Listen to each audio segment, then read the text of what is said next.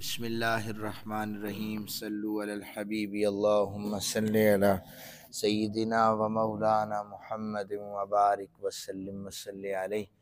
بسم اللہ الرحمن الرحیم ومن یکسب اسما فإنما یکسبہ علی نفسہ وکان اللہ علیما حکیما ومن یکسب خطیئۃ او اسما ثم یرمی بہ بریئا فقد احتمل بہتانا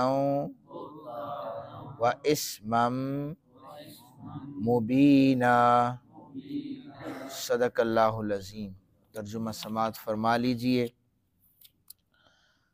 اللہ رب ذوالجلال ارشاد فرماتے ہیں کہ جو شخص کوئی بھی گناہ کرتا ہے تو اس کا وبال اسی شخص پر ہوگا، اور اللہ تعالیٰ بہت جاننے والا، بڑی حکمت والا ہے۔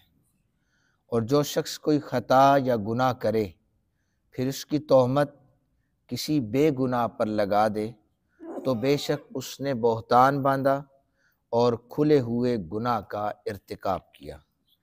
یہ دو آیات ہیں۔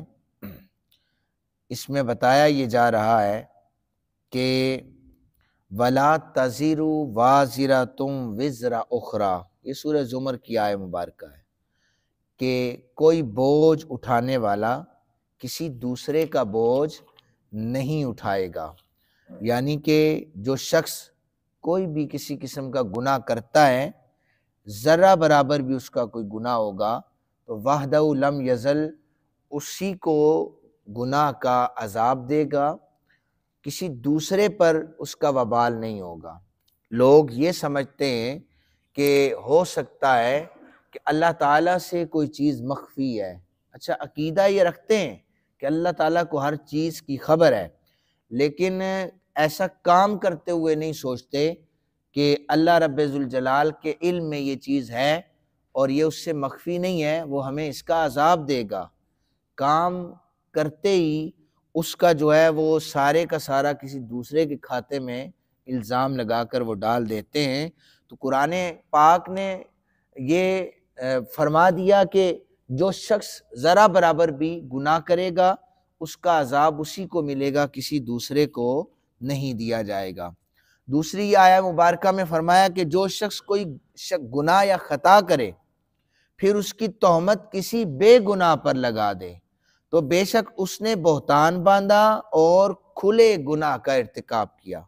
یہاں پر فرمایا خطا یا گناہ کرے، ایک تو اس کا اسے عذاب ہو جائے گا۔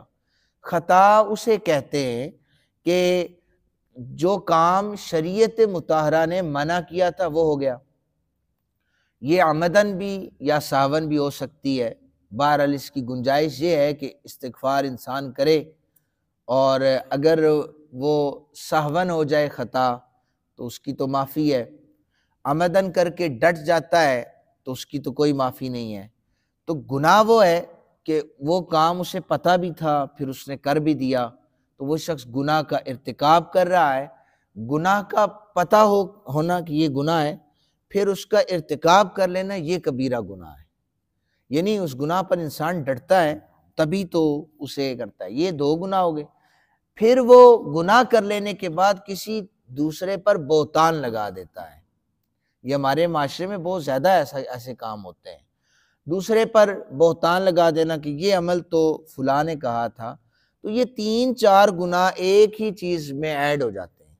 تو بہتان جو ہے یہ بے شک کھلا گناہ ہے، یعنی ارتکاب انسان کھلم کھلا کر رہا ہے، تو کسی پر الزام لگا کر اسے پھنسا دینا، یہ بھی آپ ہماری عدالتوں میں آپ چلے جائیں، آپ دیکھیں گے کہ کہ کئی بے گناہ ایسے ہیں جو صرف بہتان تراشی کا شکار ہوئے ہیں، یعنی ایسے اشخاص نے ان پر بہتان باندھ دیا، تہمت لگا دی۔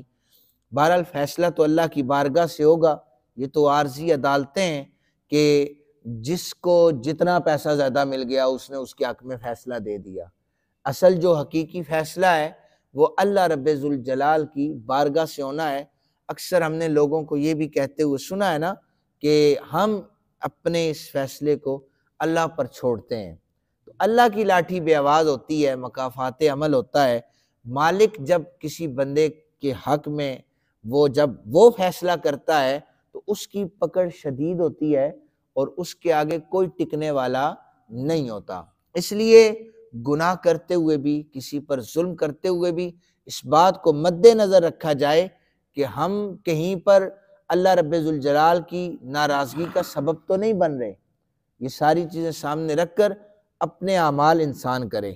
اگر ان میں ذرا برابر بھی کوئی لچک آ گئی، کسی پر الزام لگا دیا، بہتان لگا دیا، فضول میں نا لوگوں کی عادت ہوتی ہے بات کر دیجی فلاں، یعنی ہم تو ایسا ہمارا ضمیر ہو چکا ہے، عادت بن چکی ہے کہ ہم کوئی شخص اگر کوئی بات کرے نا اس کی مراد کچھ اور ہوتی ہے، ہم اس کی مراد اپنی مرضی کی لے رہے ہوتے ہیں، اپنی مرضی کی من پسند کی مراد ہے، نہیں یہ کہنا چاہتا تھا، حالانکہ وہ تو علم غیب ہے، آپ کو کیا پتا وہ کیا کہنا چاہتا تھا؟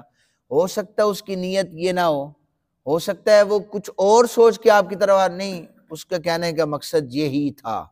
تو اپنے تئی کسی پر آپ مراد نہ لیں، آپ غیب نہیں جانتے، غیب صرف اللہ کو پتہ ہے، اس لیے وہ مراد لینے کے بعد انسان پھر اپنے دل میں ایک وسوسہ ڈال لیتا ہے، اس نے یہ کیا تھا، پھر وہ وسوسہ نفرت کی صورت اختیار کر لیتا ہے اور اس کے بعد انسان جو ہے وہ مخالفت میں چلا جاتا ہے۔ اس لیے ان ساری چیزوں سے بچا جائے۔ اللہ تعالی ہم سب کو قرآن پاک کے احکامات پر عمل کی توفیق عطا فرمائے۔ وما علینا الا البلاغ المبین۔